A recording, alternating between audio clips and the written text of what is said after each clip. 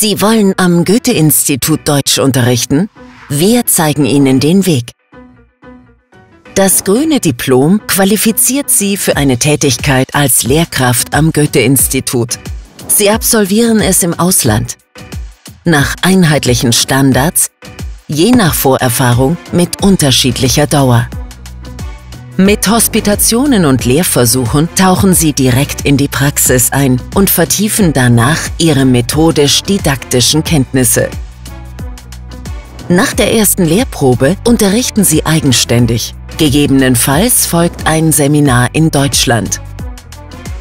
Mit weiteren Leistungsnachweisen und der zweiten Lehrprobe schließen Sie das grüne Diplom ab.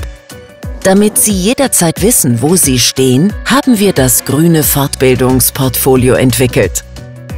Dort dokumentieren Sie Ihre Aus- und Fortbildung. Das grüne Diplom. Ihre Chance, am Goethe-Institut zu unterrichten, weltweit.